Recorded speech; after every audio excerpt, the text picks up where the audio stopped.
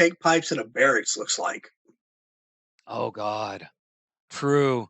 I mean, how many times has the command said, "Okay, people, we are going to have a someone watching the toilets if you don't stop overdoing it with the toilet paper or flushing anything down there that doesn't belong." There's always that. Somebody tried flushing a 249. Oh God. It's why can't they treat us like adults and then let's act like children? Exactly. Exactly. Right. You have to wonder sometimes. You just have to wonder.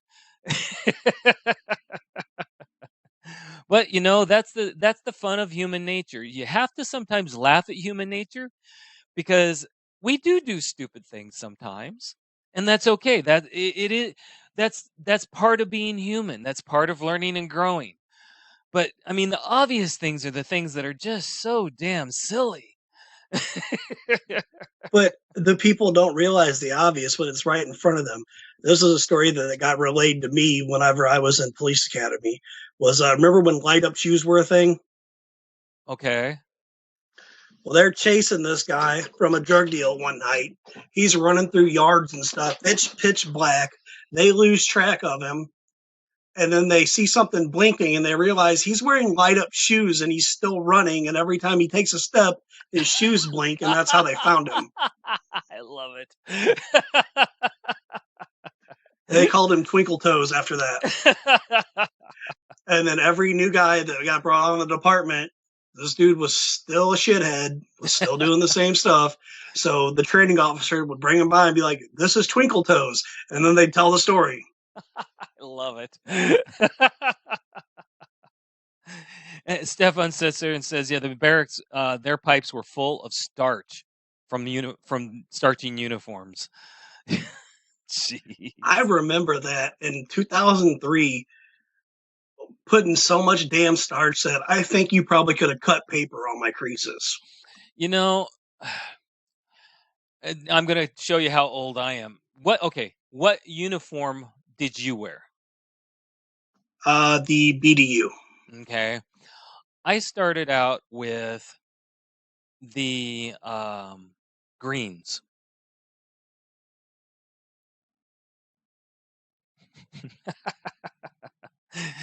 You ever even heard of those? No, but again, I was chair force. Uh-huh. My yeah, okay, thank you for Polo Stairs. He says you're old, you're old, you're old. You're right, I'm old. I actually started out in 1981 when they issued greens. And they were just pants, shirts that you tucked in the shirts and you bloused the pants and they were green. And then the baseball caps, nothing special, just green. And long about the time that I actually was getting out my first time, they switched to BDUs. So that gives you a little idea of how old I am. But that's okay. I made it this far. I didn't know if I would. A lot of us sometimes sat there and said, I don't know if I'm going to make it to my 50s. I don't even know if I'm going to make it to my 40s. Well, it's possible. It's not easy sometimes, but it's possible. So you did BDUs. Did you do the digital camo? No, no, I had the old school BDUs, and then right before I got out, the Air Force went to the ABUs. So how many years did you put in? I did 2002 to 2008. Okay. So you went in after 9/11. Yep, I was already in DEP, waiting to Okay. graduate and then go. See, you're just a kid. You're still plotting Uh, your life. don't feel it, but yeah, I've got the body of a 70-year-old man, the experience of a 21-year-old. And that's the thing is the military we use and abuse our bodies and we see things that a lot of civilians don't. And that's one thing I want to remind us. um Sometimes I hear about Guys sitting there going, I really can't relate to civilians and I don't get it. Well, it's really simple. No, not NAM era, Captain. I'm not that old. Although I did work with NAM eras, I personally wasn't in during that time. No, what I found and what happens to a lot of us is we age maturity wise and we age our bodies. We get a different outlook. Everybody says we have a really dark sense of human humor. I don't know that it's a dark sense of humor. I think it's just simply we have to laugh because what we've seen and what we look at now with people, you just want to look at them going, "Huh? I don't get it. Really?" Well, and when it comes to a dark sense of humor, I think a lot of people misconstrue a lack of sympathy, a lack of empathy Mhm. with being heartless. And it's not that. It's if you see somebody do something dumb and get hurt, I don't feel bad for them when common sense says you're going to get hurt if you do this. So if you do it and you get hurt, I'm going to laugh at you. Exactly. Now if I can help you medically, I will. I'm still going to call you an idiot. And that's just it.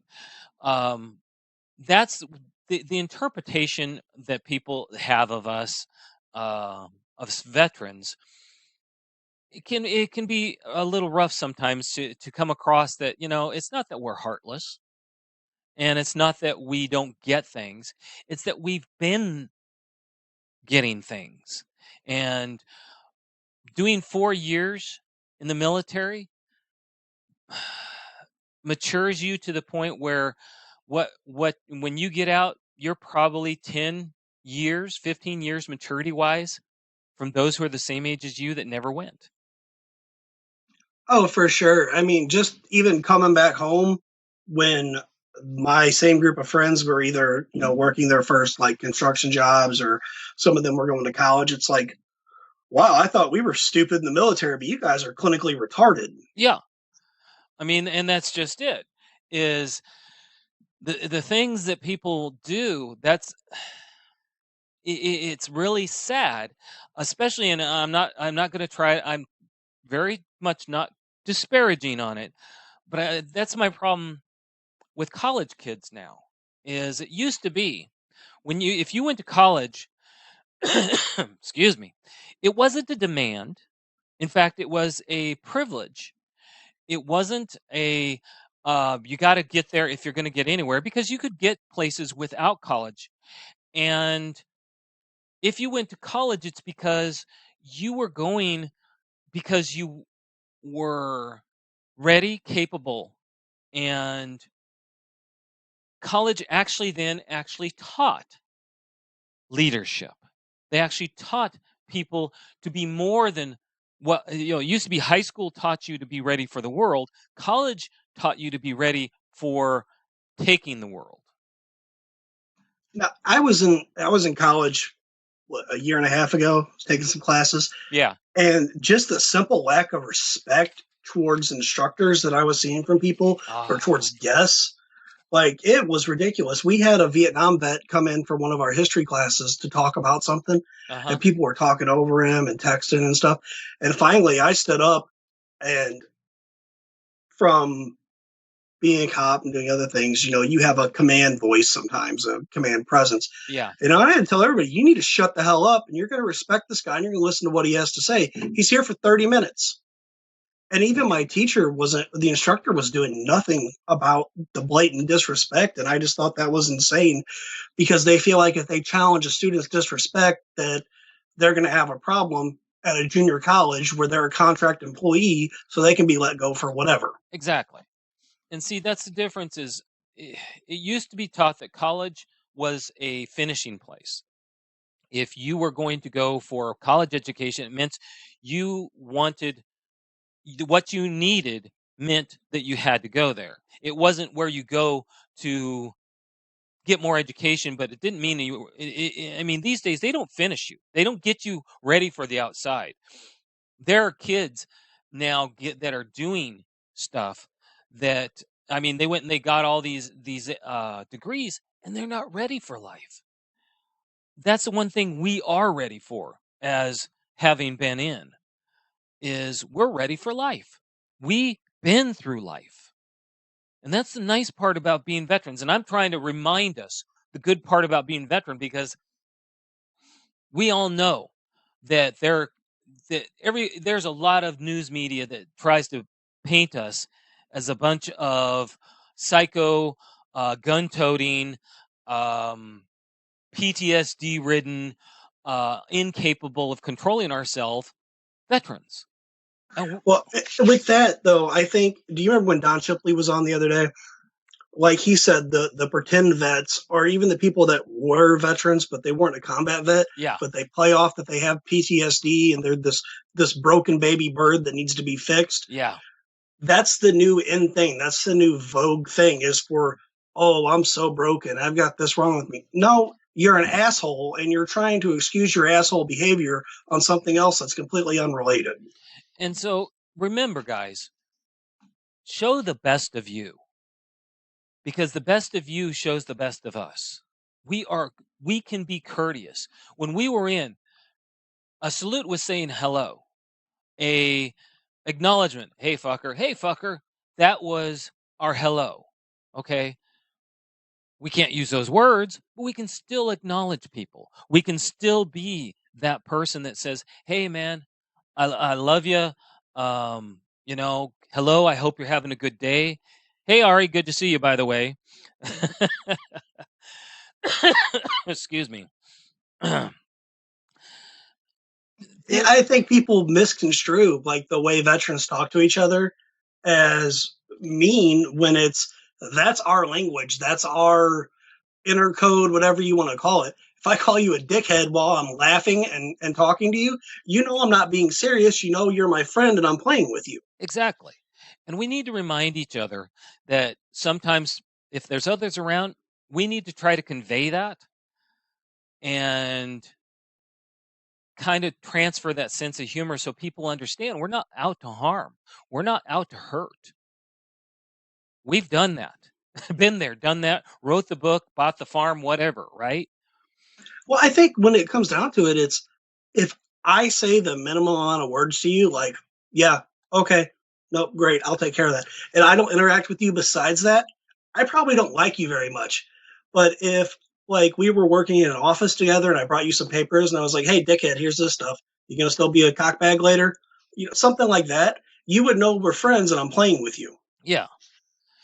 And that's just it. Remember, we're good people. Don't let the press dictate who you are. You dictate who you are. Be your own. I mean, Mulder, he has reasons that he could easily be uh down. But the whole idea is to choose not to be. I mean, if I would have gave up, if I would have allowed the down to get to me, I wouldn't be here right now. Okay? I chose to be strong. I chose to become my own advocate. And that's what y'all need to remember to do.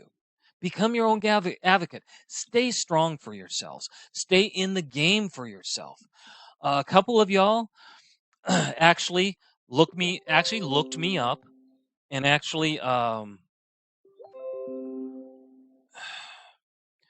actually started to get help because they realized that they wanted to become their own advocate. And that's the thing to do. Remember, you are strong. So, anyway, let's go to another story. And I'll let you plug this one.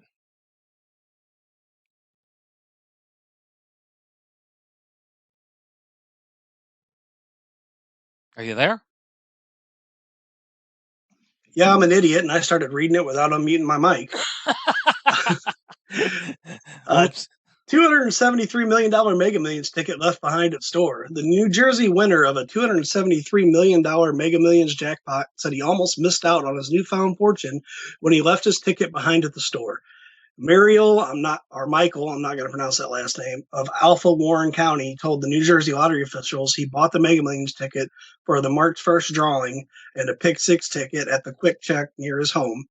But after arriving home, he discovered he couldn't find his tickets. He returned to the store the next day and discovered an honest stranger had found his tickets, turned them over to the clerk, who was able to reunite the lottery player with his tickets. The stranger's honesty paid off big for Wersky when he scored $273 million, the jackpot in the drawing. The quick check received a $30,000 bonus for selling the winning ticket. Holy cow. Now, What would be worse is if you quick picked it or if they drew numbers you knew you played all the time. I think it would be worse knowing you left the ticket with the winning numbers rather than quick picking it and yeah, not knowing you won. exactly. I mean, that the fact that the person was honest enough to just turn it in, that's cool. And that's the good part of who we are. We we're born honest. When we're little kids, we're honest. We care. It's as we get older we get cynical. This was actually pretty cool, and that's kind of the reason I threw it in, is because that's actually really kind of cool to think about. Someone actually sat there and said, instead of going, "Oh, hey, cool, I got some tickets," they actually turned it in. So when I was a cop, we were eating lunch one day at Wendy's, and my partner, he went to pay, sat his wallet down on the counter, and walked away without it. Oh, I saw him do it. I grabbed his wallet. I just wanted to see how long it was going to take him to realize it was missing.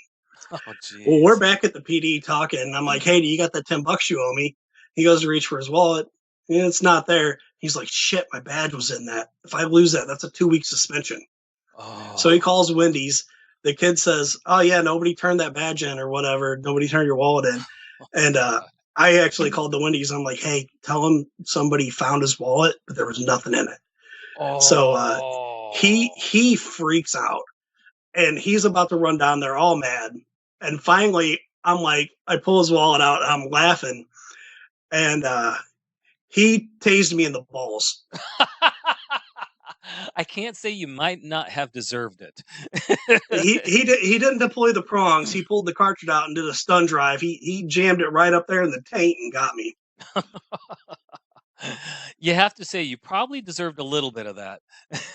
Maybe a little bit of it, but it was a pretty good joke. All right, all right. I'll give you that one. It was kind of good, but still, oh, jeez.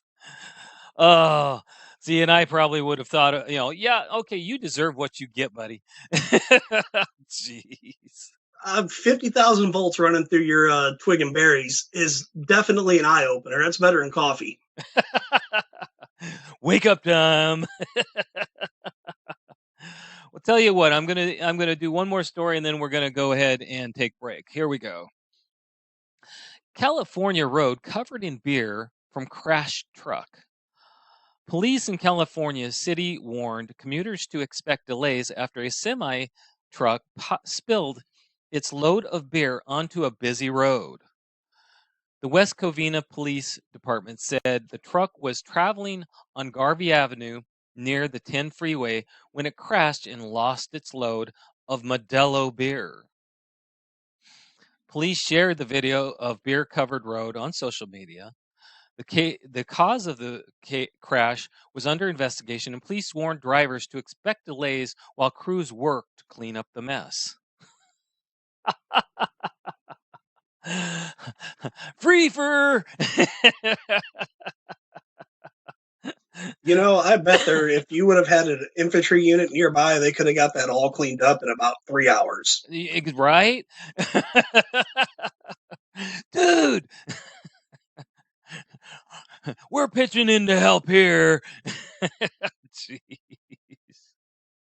That's hilarious. That is one thing. Is the military taught me to be a world class drinker. Yeah, I agree with you. I definitely had my times, and everybody calls me Mr. Rogers, but I'll tell you what, I had my time. Well, since I'm out and I can say it, I honest to God think I drank more before I was 21 than I have after. Well, and see, here's again my age. The 21 rule didn't happen until after I turned 21. Used to be 18.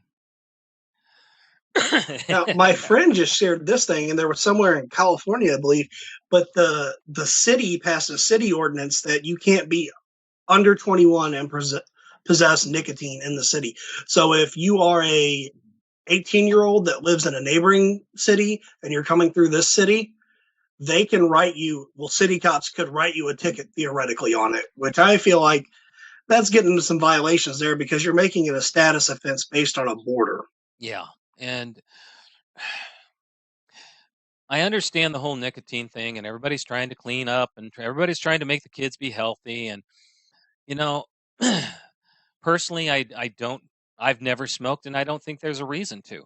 But to force things like that, I think, I really think we're, there are states that are going above and beyond too far. Unfortunately, California tends to do that a lot. It's kind of sad, and it happens. But it's the world we live in, and you know what? That's the reason we talk about fun stuff. Is because But that tripped me out with California because they'll make that illegal, but they decriminalize it knowingly infecting someone with AIDS. yeah, I didn't agree about the whole AIDS thing. It's like California is opposite day. Like they're just living in opposite day universe to where whatever makes sense, they're like, no, we're gonna go this way. I know. And I don't understand it, but you know that it's not mine to understand. I live where I live. I try to make sense of life, and I try not to let everybody else's willingness to impede in my life bother me because my life ain't so bad, and I hope yours isn't either. So, with that, why don't we go ahead and go to break?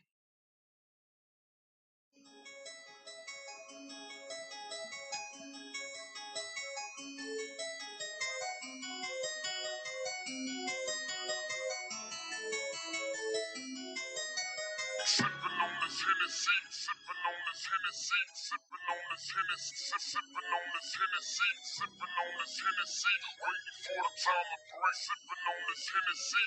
Can't keep my nine straight. VSOP got me good and I'm leaning up off this codeine. Feeling like I'm OD, they did bang OC. Don't up this whole key just to wake up, but heavy to bury the slow. Come on, feeling kind of violent, looking for that other guy. No woman struck him down for the fucking homicide. Reaching for my waistline to pull out the shooter. I heard it through the grapevine. It was time to remove it. Some of the matter. Soon as I get my vision together, with the Beretta K, walking straight line for whatever. Come back the cane and throw me some lead and push to the bed. Don't keep my nine straight. In this, got it all in my head. Sipping on this Hennessy, sipping on this Hennessy, sipping on this Hennessy, sipping on this Hennessy, sipping on this Hennessy, waiting for the time to break, sipping on this Hennessy. Can't keep my nine straight, sipping on this Hennessy, sipping on this Hennessy, sipping on this Hennessy, sipping on this Hennessy, sipping on this Hennessy, waiting for the time to break, sipping on this Hennessy. Can't keep my nine straight. Cold toast back and fill me up another one. Rapid fire drinking, slamming shots. I call it Tommy Gun. Kanye, this music going down the sprung 151. Add a little Jaeger Cuervo Jack and a shot of rum. Grab your glass, grab your stretch, grab a ball of powder pack. Up your nose, keep a hole up, and I'm a pounder that. She wailing on my wiener. You should have seen it. I got a bad little broad that Filipina. She shove it down the throat on the head and she'll show. Let's flip a freak it. Stuck in my dick like a pro. But then dive up in the pistol. Let's get the show on the road. Can't keep my nine straight. And this shit got me shooting pool with a rope. Sipping on this Hennessy. Sipping on this Hennessy. Sipping on this Hennessy. Sipping on this Hennessy. Sipping on this Hennessy. Waiting for the time to break. Sipping on this Hennessy. Can't keep my nine straight, sipping on this Hennessy, sipping on this Hennessy, sipping on this Hennessy, sipping on this Hennessy, sipping on this Hennessy, waiting for the time to break, sipping on this Hennessy, can't keep my nine straight.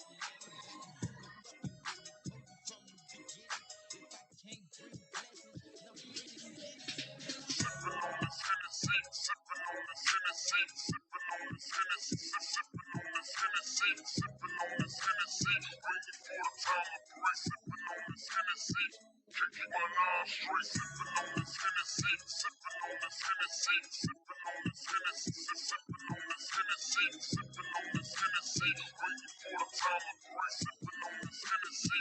Can't keep my nine straight, sipping on this Hennessy, sipping on this Hennessy, sipping on this Hennessy, sipping on this Hennessy, sipping on this Hennessy, waiting for the time of grace, sipping on this Hennessy. Can't keep my nine straight.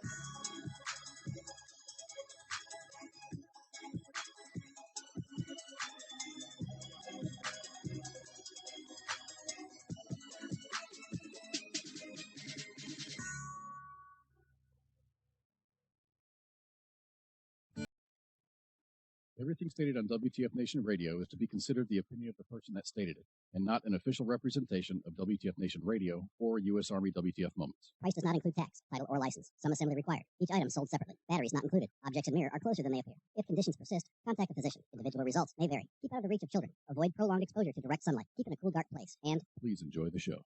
Shots. All right, we are back. That was a nice little break. I hope everybody got up, did a little bit of stretching, went and got a beer, went and got something to drink, went to the bathroom. Sit down, relax, and let's have some good conversations. Hoorah! You all ready for the next hour? Yeah, I snorted 3 lines of Adderall and tased myself again. Amazing what reminding ourselves what has happened in our life, what it does to us, huh? Yeah, it was what's that quote from a book? It's all sound and fury. I remember the sound of the electricity and I remember the fury of the pain. Amen. Oh man, what a beautiful day we are having. You know, like I said before, for some reason we got some sun today where I'm at, so I feel great. Mind you, I do go to the red lights during the week, but it doesn't hurt every once in a while just to walk outside and put your feet in the ground and go, ooh, that's nice. Speaking of taking it easy and kind of doing willy-nilly, I'm going to let you do the next story just because it is truly a sign of the times. You know, I just started reading that. Tesla driver caught sleeping at 75 miles an hour on the highway. A shocked traveler on the Los Angeles area highway captured a video of a Tesla driver apparently sleeping while using autopilot at about 75 miles an hour. Seth Blake's girlfriend recorded the video while sitting in the passenger seat of his car, showing the driver of a Tesla 1 lane over apparently asleep behind the wheel while going 75. We were near or around him in traffic for about 10 minutes before we lost him. He was going about 75 miles an hour for the first 5 minutes before we hit LA stop-and-go traffic for the last 5, which felt a little safer. We eventually lost him, but he was asleep pretty much the whole time. I saw him open his eyes once, look around, but he quickly dozed back to sleep. Wow. I gotta say, my grandpa used to do that just to screw with my grandma, but he would only close the eye closest to her, and then he'd let the car swerve a little bit. Yeah. You know, the thing is, those there's a lot of stuff out there now that's supposed to make it so that you can do just what this guy does. Doesn't it make you a little nervous? In some aspects, yes. I think there definitely needs to be more data on it. But have you met people that drive? I think the Tesla autopilot could probably do a better job. That's true. And that's actually, Stefan said, hell, imagine how many DUIs autonomous vehicles will prevent.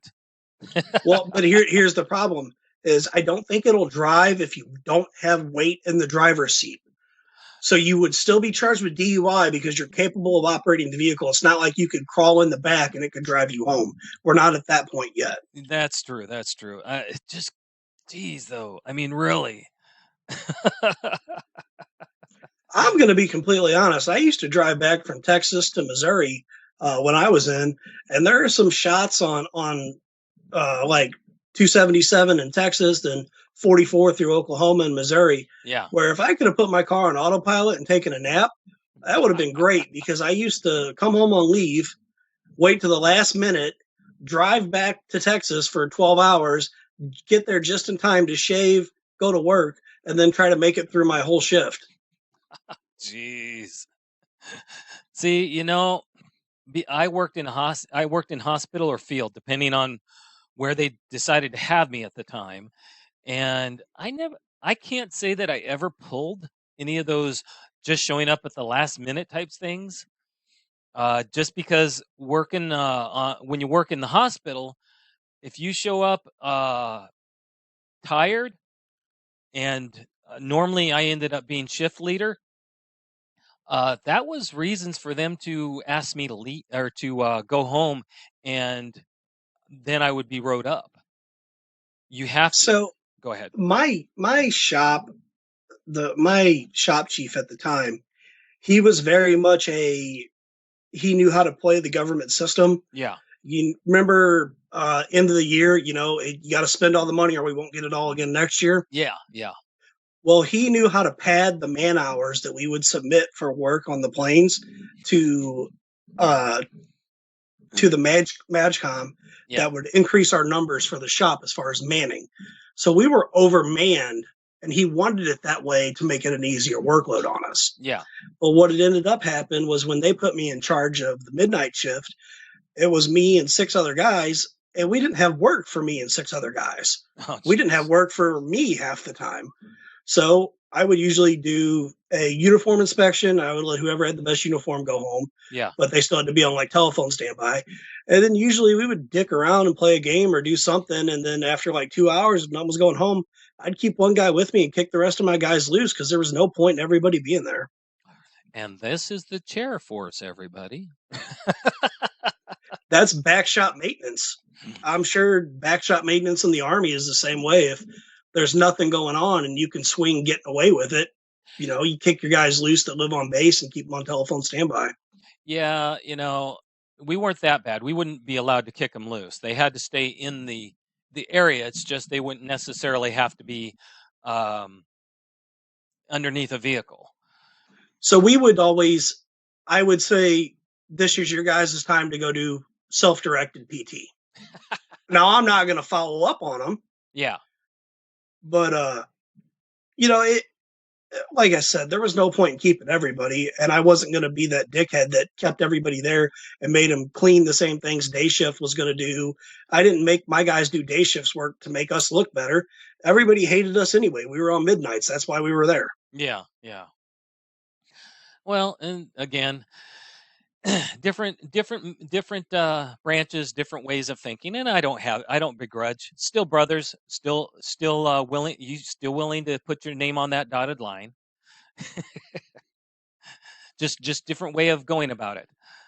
So no, that's cool. With us, like I said, I look at this story and man, though, it's scary to me to think that someone's leaving their car, because I've talked to hackers and they say those cars are easily hacked into. The network. Oh yeah, they haven't caught up with security on that kind of stuff yet, because the OBD2 system and the different electronic controls are easy to be taken advantage of. But look at it from like a military standpoint.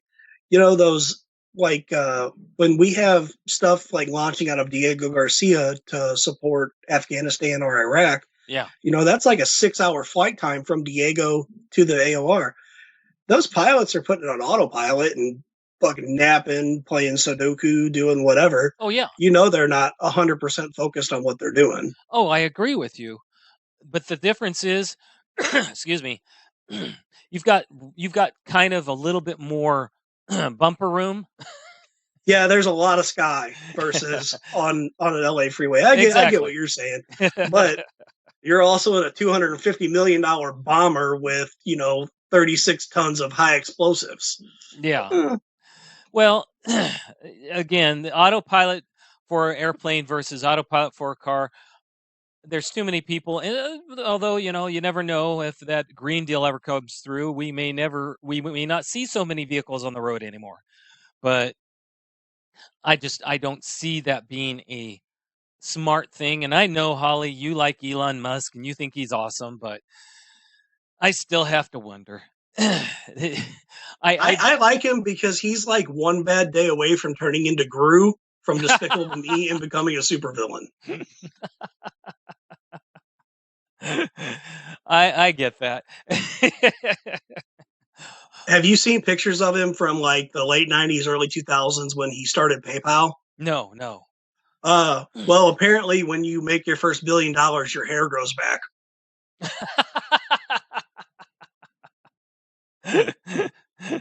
That's funny. Happy birthday from Six Pack. Who had a birthday? And why wasn't I invited? Oh my. Another thought, another ingenuitive thing to watch and listen to. Oh, you're talking about WTF. Yes, we did have a birthday last week. It didn't get advertised that hard, but on Thursday we had a birthday. We turned 4 years old. We're now a toddler. Which is hilarious because we still act like it. You know, yeah, we do. Not as bad as it used to be, but yeah, we do. Some of the shenanigans have definitely calmed down compared to what they used to be. But hey, with time comes complaints and banning and suspensions.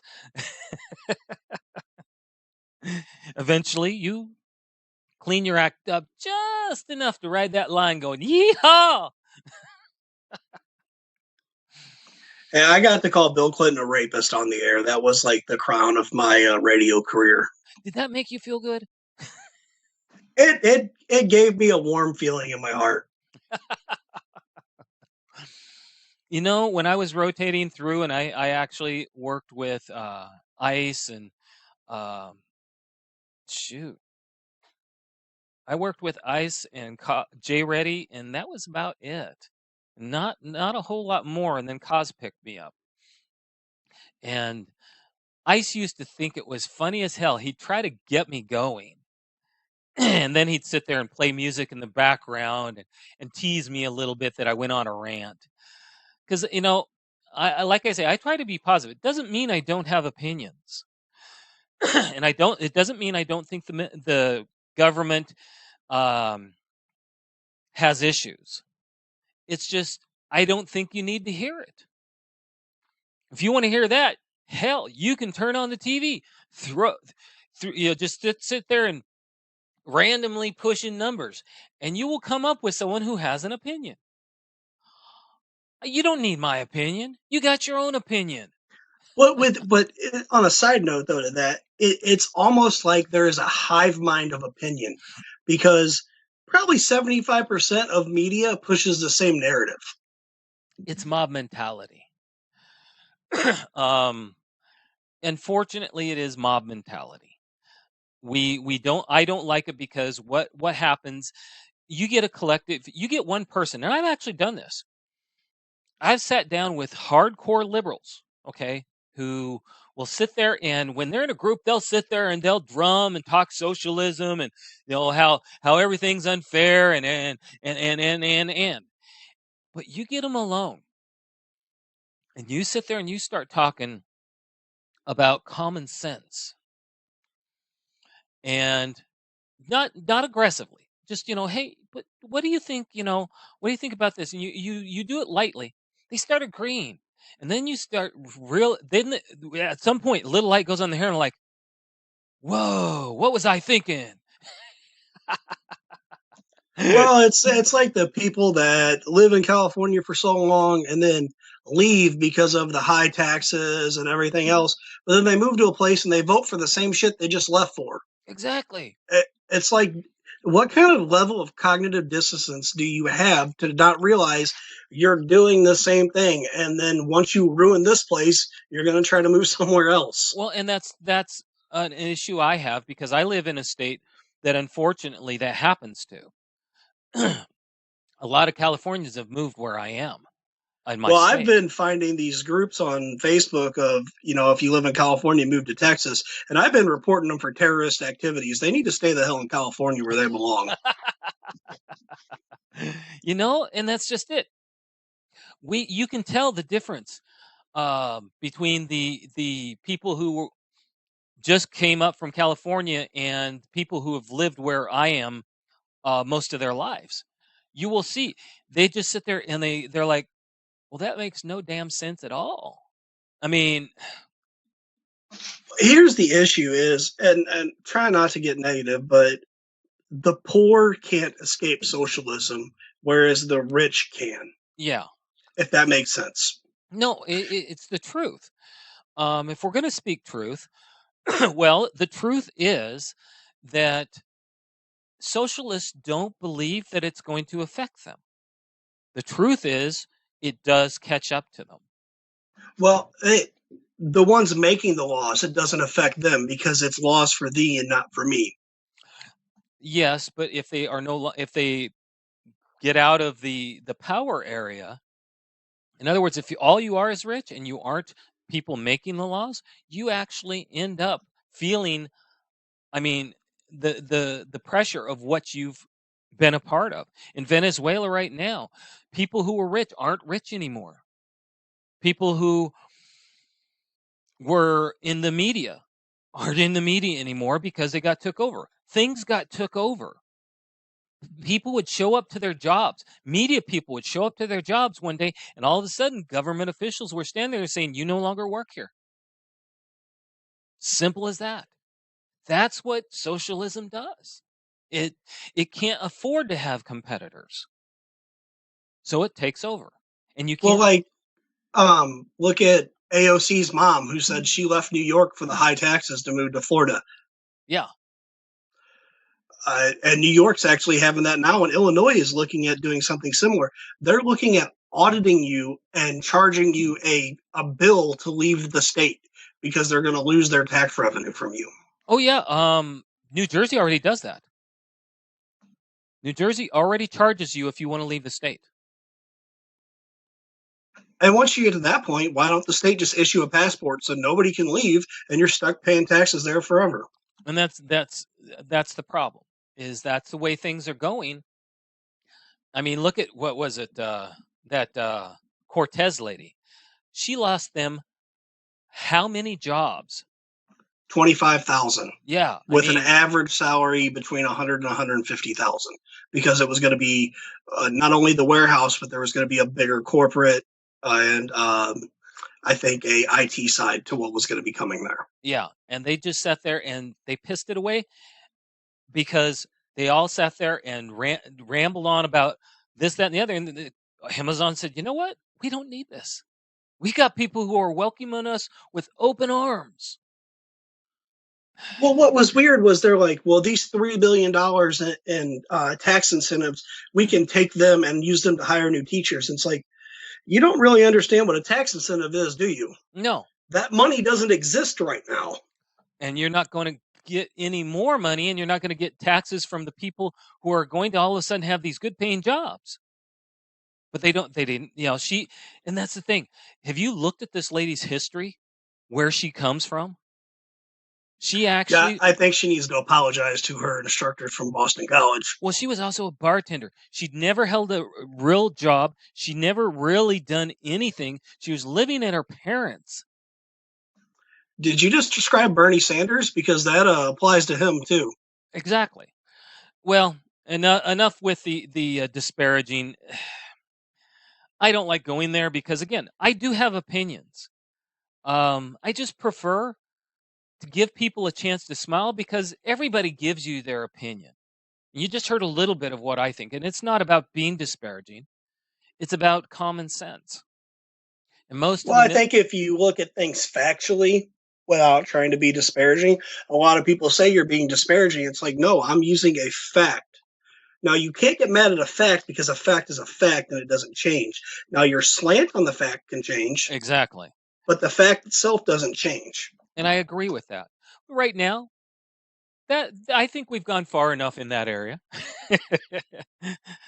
Oh, I didn't mean to go off on that tangent. It's just, you know how it is. You say something and then it snowballs down into something else. Oh, I agree. And we all have those feelings. And that's a lot of reason why people come and listen to us, WTF, because we think, one, we think for ourselves. Two, we talk fact. And three, we talk military. And, well, I like to think four, we also talk fun. So why don't I talk some fun? Italian Park warns of steep fines for hiking in flip-flops. Officials at an Italian national park are warning tourists they could face steep fines if they are caught hiking in flip-flops. Cinque Terre National Park announced fines of $56 to $2,286 could be levied against park visitors found hiking the narrow trails in flip-flops or other unsuitable footwear. The problem is that people come here thinking they are at the seaside, but the paths above the villages are like mountain trails. Patrizio, head of the King Terre National Park, told La Repubblica. Officials said rescue teams have become overwhelmed with calls for help from visitors who attempted the difficult pass without adequate footwear. We used a helicopter rescue on a lot of holiday makers. Usually, they've fallen down along the road of the park and they've injured themselves because of a lack of experience or equipment, said the rescue pilot. I don't know which side is sillier. Well, that goes back to what we were talking about, common sense. It's like the jackasses that would go up into Alaska and then have to get rescued. Because back during the like the gold rush and stuff, Yeah. before people would go up, they would like have a checklist of stuff you were supposed to have or needed to have to go. I think the Canadians did this. I don't think the U.S. did it. No. But whatever it was to make you to where you were sufficient and somebody didn't have to come rescue you because of your lack of planning and stupidity. Exactly. And so I see their side of it. They're sitting there going, that helicopter costs money. Those people cost money. We have to keep them on 24-hour alert because of you. So I can see that part of it. But at the same time, sitting there going, okay, people, we're going to police up your shoes. And if we don't like what we see, you can't go. Or we're going to fine the hell out of you. Yeah. It's 6 of one, half a dozen the other from being working public safety before. Mm-hmm. God, it gets old when it's the same stupid thing that's preventable. And that's the thing. This is preventable. Patient health aside, because when, Debbie, the soccer mom, who is 150 pounds overweight and eats Xanax like Skittles with her 3 boxes of wine a day, has a massive coronary walking up the damn trail, that's completely different than her falling because she wore the wrong shoe and her ankles gave out like they were made by a 3-year-old in the pottery class. Well, yeah, and I agree with you. And hey, Koz, I'm glad to hear the cats are safe. I still owe you, buddy. No, and that's right. I mean, like I said, it goes back to, I think in some ways the smartest thing to look at it is, okay, they're probably not going to sit there and as you come up to the trail, sit there and go, you, and you, go. No, what they're going to do is that this is their way of saying, okay, if you're caught with flip-flops and you just got hurt, we can write you tickets so that we can pay for this rescue chopper we just had to send after you. Yeah, I mean, and a lot of times personal health insurance won't cover life flight. No, it won't. Because, I mean, you actually, especially, well, there actually it does. Well, in that situation, in the U.S., like rural areas, you can subscribe to a life flight service. But remember, they're national there. In other words, they have social medicine. And so all that is paid for, yes. But again, where's the funds come from? From the fines from when that cruise ship captain was trying to pull an Exxon Valdez and, did the Gilligan's Island 3-hour tour into the rocks there. I forget the name of the cruise ship, though. And, only here with Mulder can he bring up something like that. My brain works really weird. Uh-huh. I wanted people to hear you and get to know you. You know that? That was actually, this is something that came up the other day because I I retain weird knowledge. I hear a lot of things. Somebody was asking me something about some businesses, and we were trolling them to the point where they wanted to sue us and stuff like that. And I was explaining the legal side of how, well, truth is a defense of defamation, that if these companies tried to violate your contract with your employer, that could be tortious interference, blah, blah, blah. And finally, my friend goes, how the hell do you know this stuff? And I'm like, I fell asleep watching History Channel one time. I don't know. Leave it to Moeller. And Koz sitting here saying a perk from one of my jobs was a membership to Life Flight, covered any rescue or airlift. Fortunately, I never had to use it. And that's just it. There's a lot of things, and you always, of course, should know what your insurance does and does not cover, and be prepared for it. Me personally, I'm live in town, so I'm not as worried about it. But there's a lot of things out there that you do have to keep in mind. Just for your information, everybody. Yeah, and on a side note to that, if you ever do take an ambulance or something happens, check your insurance and check your explanation of benefits and then check what they billed. Because hospitals a lot of times will double bill you just to see if you'll pay it. Yes. Yes, there's a lot of things that you have to be careful of. But again, you want stuff like that? WTF Nation Radio. Check with us. If we don't know, we probably know someone who does. We try to keep informed, and if we aren't informed, we probably know someone who is informed. So onward and upward. And if we can't inform you, we can use you as a human sacrifice for this thing. The Discovery Channel investigators found a site that was most likely used by Celtic pagan savages who made human sacrifices before battle. A bizarre circular mound spotted on a satellite image near Belfast could have been a site for human sacrifice. The image, taken in January 2018, sparked an investigation by the Discovery Channel's team of investigators. I feel like that sentence could have been worded better, don't you? Yes. After first looking into the possibility it was a crater made by the German bombings of Belfast in World War II, the team realized the circular area was actually raised. Investigator Sheila Hoffman said the mound had hard edges, so it was unlikely the result of an explosion or depression in the ground from bombs, but appeared to be a mound. Archaeologist Karen Bellinger agreed and found there were large stones visible, making the site most likely to have been a Stone Age hinge-type monument, and this was likely used by Celtic pagan savages. Speaking in the Discovery Channel documentary, Dr. Mark Ottaweel said Celtic tribes were in constant conflict with each other, and typically before battle they would have their priests perform ceremonies to get the tribe ready for the conflict ahead. He speculated that before battle, humans, including young men and girls, were killed here to pacify and please pagan gods. He said typically the Celts captured someone to sacrifice them.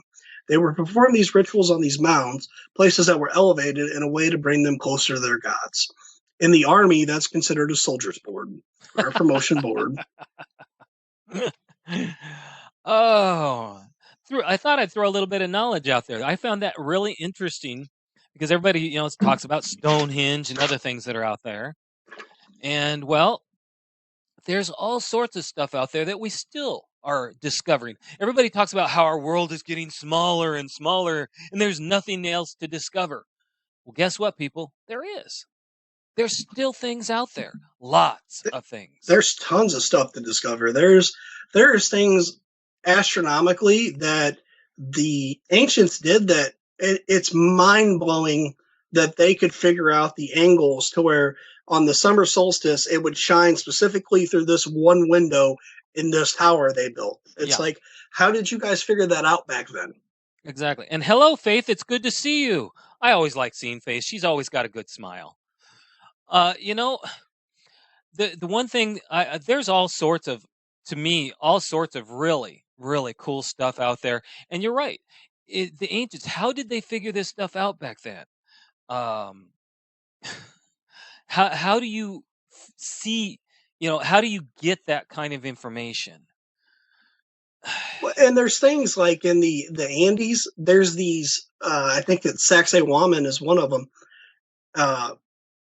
Like Machu Picchu is the more famous one, but Yeah. there's these places where these, 20 and 40-ton stones were moved across valleys that we couldn't do today. Yes. And they know where the stones came from. It came from here and it got moved over here.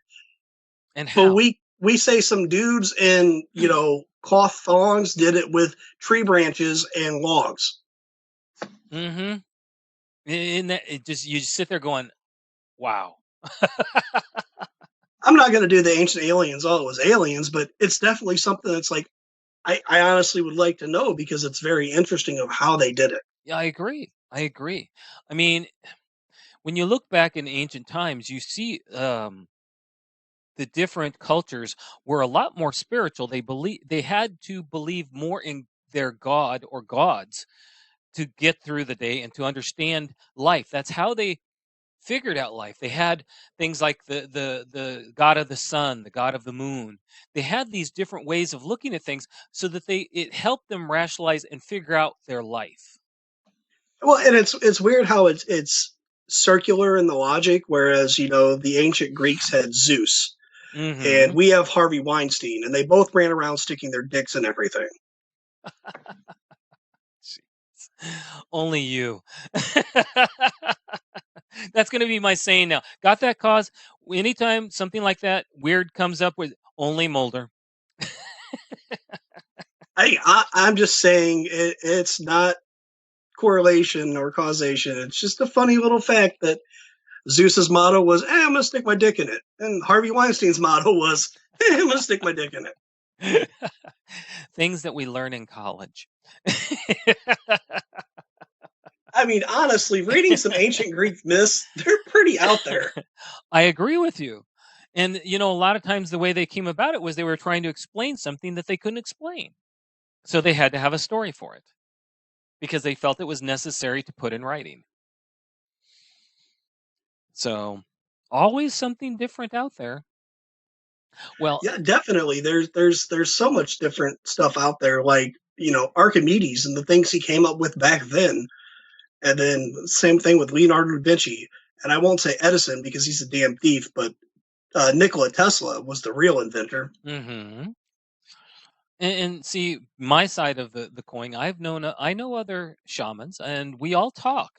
And the things that we say and we do, other people will sit there and shake their heads and go, "I don't get it," and that's okay. It is what it is, and that's part of living. It's just like some people don't understand us military when we talk.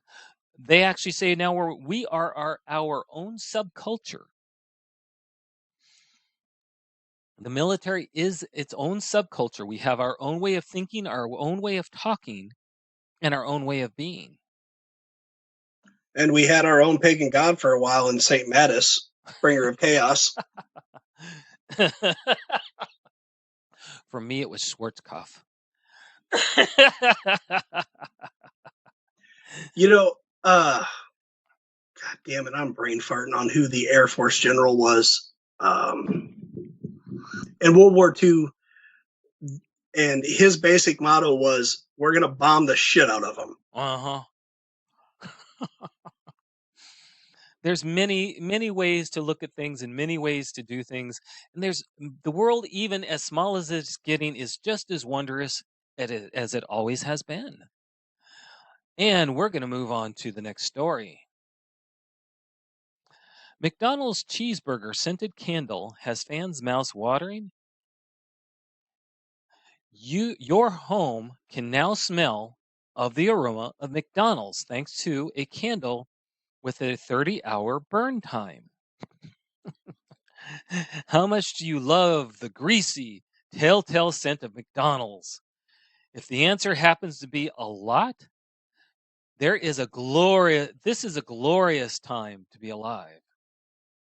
You can now recreate the tantalizing aroma of Mickey D's burger in your own home without having to leave the house and actually schlep to the nearest drive-through. Thanks to an Australian online shopping site, gray lines, a cheeseburger scented candle does the job just as nicely. Name the Koz run, and retailing at the equivalent of 16 pounds, whatever that translates to. The candle boasts an impressive 30-hour burn time, while a waft of burger patty, fried onions, ketchup, cheese, mustard, and of course, two all beef patty plus fries. Never mind. Anyway, in the home, it isn't to everyone's taste. The item actually sold out in January. Happily, it is back by popular demand, having been restocked. Don't miss out at your chance to relive the McCann's run feeling. Shop now before it sells out. Don't miss out on the cheeseburger goodness, Gray Lines commented. One fan gushed, "Oh, my McCann's! Oh, yes. Oh, man, this is probably the best gift ever. Does it come with the matching fry scent too?" Another added, "What cheeseburgers? When cheeseburgers are life, if I can't eat them, might as well smell them." Never a truer word spoken. If McDonald's cheeseburgers don't quite do it for you, the Gray Lines has a range of other scents to tantalize your nostril with. These include Girls' Night in buttered popcorn, garlic bread, and bacon. I hear for our friends that are stationed at Fort Bragg, they have one called Secrets for the strip club. It smells like desperation, child support, and shame. I love it. And when you burn it, glitter gets everywhere, and you can never get rid of it all. Oh, God. And 1 in 6 gives you herpes. I love it. You know, one time, only one time, my wife thought it'd be fun to have Christmas wrapping paper that had glitter on it. One time only did she do that, because we went to our family's Christmas Eve party, and all these packages were in her car. And we still have glitter in her car. And that was 5 years ago. That might be worse than giving a child a drum set as far as present wise. Because if you want to ruin someone's day, you either give like a 5-year-old a drum set, or now I know to wrap their presents in glitter wrapping paper. Oh, it's horrible. Horrible. And what's worse, what was it? We did a story on this one. What was it? The guy came up with a glitter bomb for people who were stealing packages off of porches. And what it would do is the person would take the package. They'd, of course, off the porch. They'd go somewhere and they'd start to open it. The minute they opened it, this centrifuge of glitter would poof right up everywhere, and then rotating 4 different cans of things that smelled like farts would go on, and it was plugged into batteries to where it would take forever to undo it. So most people just throw it out because it was that horrible. We had a thing. This one guy had his vape pen stolen like 20 times. Mm-hmm. He kept buying new ones. So finally, he got one. He filled it with dough and heat urine and just left it laying out for somebody to take it. Jeez. You know, you got to have a sense of humor, and you got to figure out a way to get people sometimes. Oh, people. You got to love the way people act and the way people do things these days. Well, the thing some people will do out of spite. Yeah. Look at some Florida man stories. Oh, Florida man stories are my favorite. You know, I used to be able to get them, a lot of them. The Florida man site actually got pulled. There's a whole Reddit community on Florida man. Oh, I'm going to have to go back to that. There's one that's up right now. A Florida woman shoots boyfriend for snoring too loudly. Uh-huh. There's And also Go ahead. I feel like a lot of the ladies can agree with that one because I snore. I actually have a CPAP for it. And Mm. I snore through the CPAP. And the girl I was dating a while back was like, I'm going to punch you in the face because I don't know how you snore through a CPAP. It doesn't even seem like it should be possible.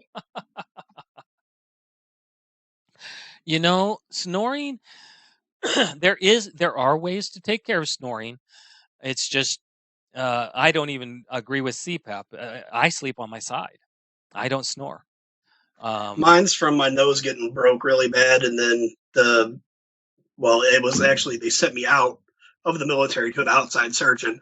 But Mhm. he was like 88 years old. And I'm pretty sure he was senile and didn't know what the hell he was doing anymore. And he made Oh. it a lot worse with my sinus surgery and everything else. Have you ever seen that show Botched?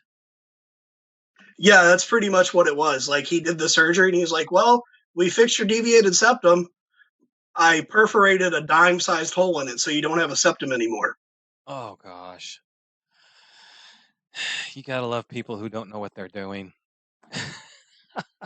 Jeez. I mean, he was like, I swear to God, he had like a World War II certificate of service like hanging on his wall.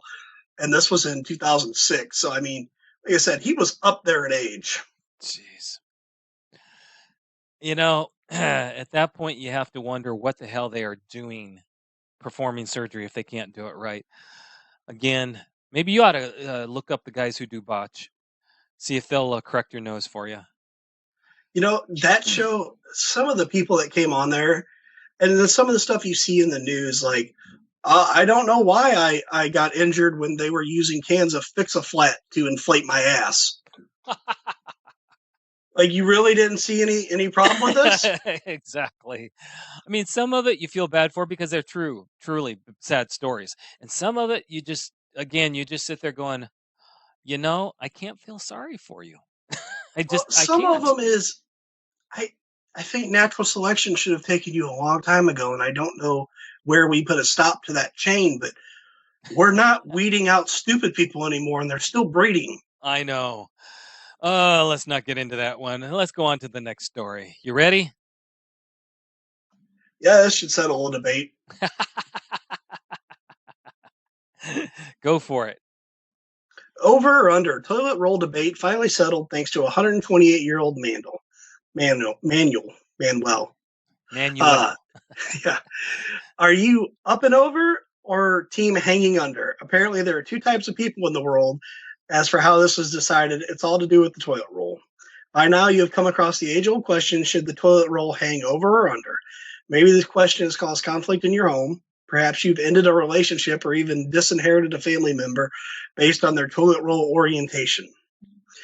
But it did seem as if there was no answer in sight. But some good news there is. Choice Magazine discovered a 128-year-old patent dating back to 15 September 1891. It helpfully included a detailed graph which was explicit in showing the paper being left up and over the roll rather than hanging under. According to Mail Online, the magazine wrote, here at Choice, we're fearless in finding the truth in the most complex consumer questions, which is why we set out to provide a conclusive answer to the controversial question of whether to hang your toilet paper over or under the roll.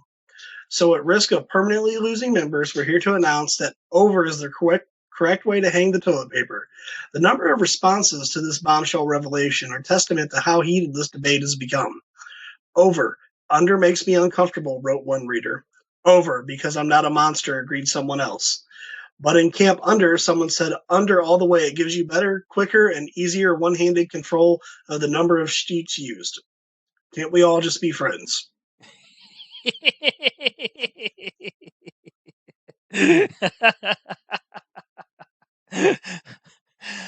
I had to throw this one in there. The fact that there is an actual patent going back to 1891 on how to put your toilet paper up. I love it. I love how the person in the undercamp says, it's for better one-handed control of the sheets used. Obviously, they've never used government single-ply toilet paper because you want as much as you can so you don't have any accidental border incursions. And the funny part is it's starting some debate.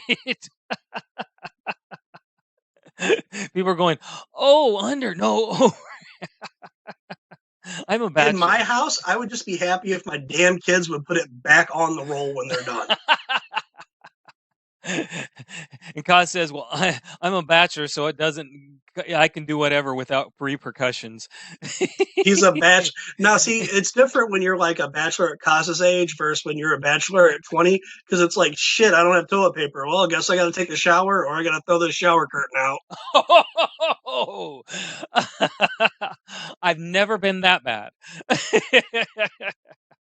And Koz can't say much because he does have a daughter, and I am sure she has her own way of manipulating him without him knowing it. Now, see, I have a 13-year-old daughter, and she has her own bathroom downstairs with a stand-up shower, toilet, vanity. She likes my bathroom because it has the tub. I've had to kick my child out of my bathroom because 13-year-old girls are fucking disgusting. And Koz agrees. He said there are socks that you can use. That's why Sam's Club sells bulk socks as well. Jeez, people. I love it.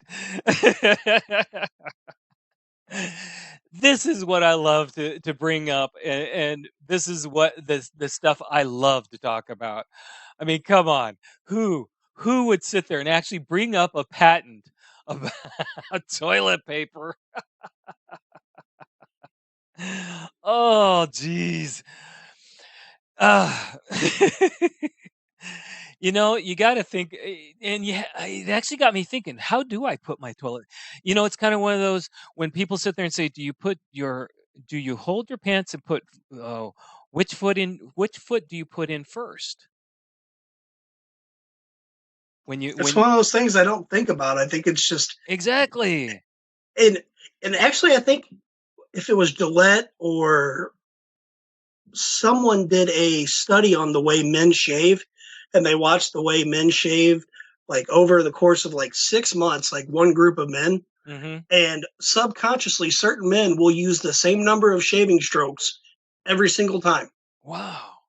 And see, that's the fun part about human behavior. Just the small things. And you can trip people up by saying, okay, which foot do you put in first when you put on your pants? And hello, Bailey. I didn't see you come in. Good to see you. Human behavior it's one of the things, like as a police officer interacting with someone, when I'm just like, hey man, I'm just going to pat you down real quick, just make sure you don't got any, guns, knives, grenades, nuclear weapons, flamethrowers. It makes them think for a second, then they laugh. Yeah. And it either throws them off guard or, they might tell you they have something, they might not. You never know. But anything where you can start trying to build a rapport, because I've had it to where a dude that probably would have fought me, and it would have been bad for both of us, said he didn't fight because I was cool with him, and I gave him respect. Yeah. And Koz, that's way too much information. Ankle socks can be too small. This tells me you've been thinking about it a little bit too much, or you've actually done it. One of the two. Oh, I love our audience. No, the human behavior, the fact that, yeah, you're right. I've actually had MPs say that they've done the same things where they've thrown something silly in there to see if anybody's really listening. One, and normally it will eventually catch up to their brain, and it'll calm them down for a minute, usually. So it's pretty cool. I just enjoy the fact that you can actually make people stumble when you sit there and say, okay, which loop do you tie first, or which loop do you make first when you tie your shoe? Watch people all of a sudden go, oh crap, what do I do? And then for a little while they forget how to tie a shoe.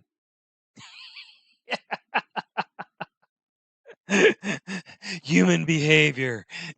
Well, it's like, think about your PIN number. At a certain point, it becomes a muscle memory reflex. Oh yeah. Now think about if you've changed your PIN number and then you're sitting there and you're like, holy shit, I got to clear my head because I can't do it thinking about it. Now I've got to think about something else so I can go into that alpha state of where I'm not thinking and it just happens. Exactly. And you have to be really careful about that.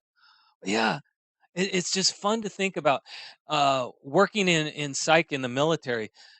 The different things. I was a lot of times put on night shift because night shift is usually the smallest crew, and if something happened, they had to have people who were competent enough to take care of the shift. And so they usually put me on it because I was competent enough to be able to stop most any bad action. And I was well known for being Mr. Rogers, as everybody, as y'all like to call me. I actually would sit there and we'd do our wake up, and I'd sit there and say, "Good morning, everybody. It's good to see everybody with bright, shiny faces. Come on out and show me those pearly whites." And everybody would just look at me, and it's like, but it made you smile for a minute, and that's all that matters. You know, we're getting close to the top of the hour, which means we're almost done. So I'm going to go to our housekeeping, and let me see.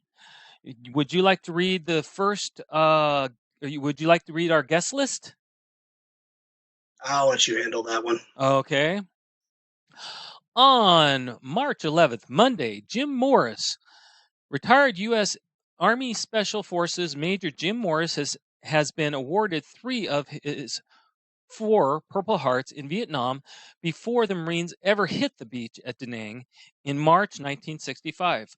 Both his second and third tours were cut short by serious wounds. He has maintained his interest in the Montagnards, the mountain peoples of Vietnam with whom he fought, and has been for many years a refugee and civil rights activist on their behalf.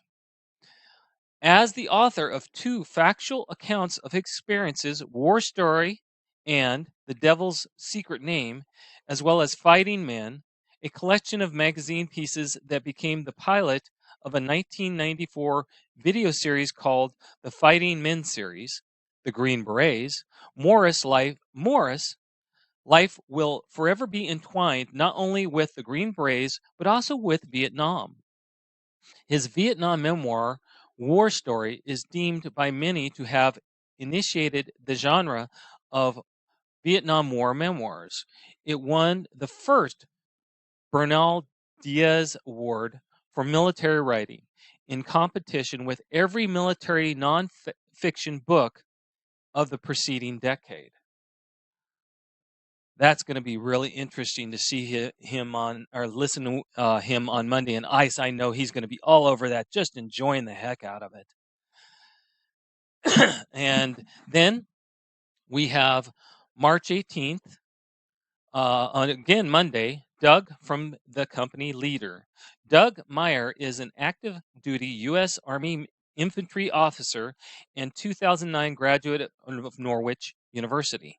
He has experience in Stryker and light units at the tactical and operations level and in the Centricom and PACOM AORs.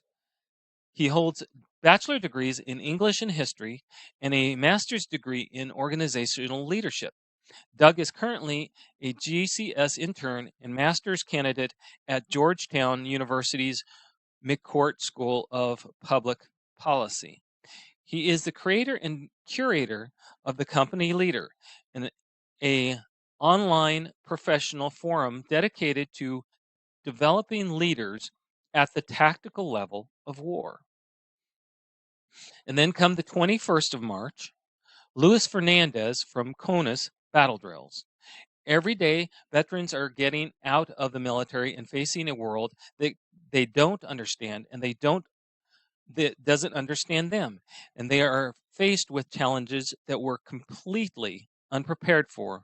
Writing a resume, preparing for interviews, picking companies, translating their skills. For a world are all things that they are not always trained in.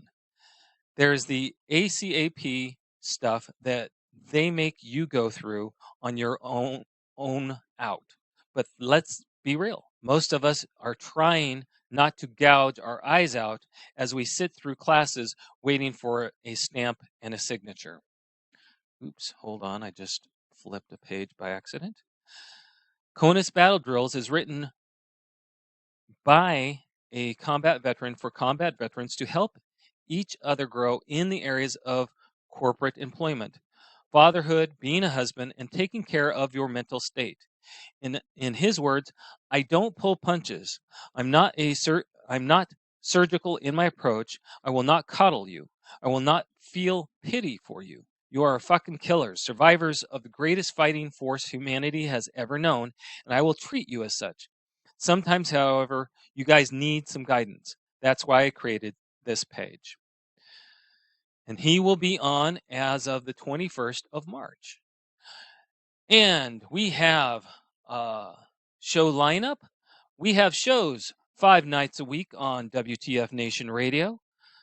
We have the Monday night edition with Ice and Flash. We have Tuesdays with Minx and Right Now Radar. Wednesday is our meditation day or day off. Thursday is Sergeant's Time with Ice and Spanky. Friday is our day off for now. And Saturday is on hiatus, Tinfoil Times with Jay Reddy, Pookie, and Mulder. And then Sunday is Kicking It With Koz. That's Koz and me, Owl. We have broadcasting partners, the Veterans Report, which started in 2016, first started as a website and then became a terrestrial radio show. Right now is on hiatus as he James Cannon puts more together and is put in a better position to pull the show together. And then we have War Horses for Veterans is another one of our partners. War Horses for Veterans is a 3-day equine networking experience. Veterans will have the opportunity to bond with horses as well as each other in a place of safe and comfortable country environment. War Horses for Veterans provides veterans a peaceful break from everyday life challenges, giving them a chance to have quality time to clear their minds, share stories in a judgment-free space, and enjoy some of the best food in the Midwest.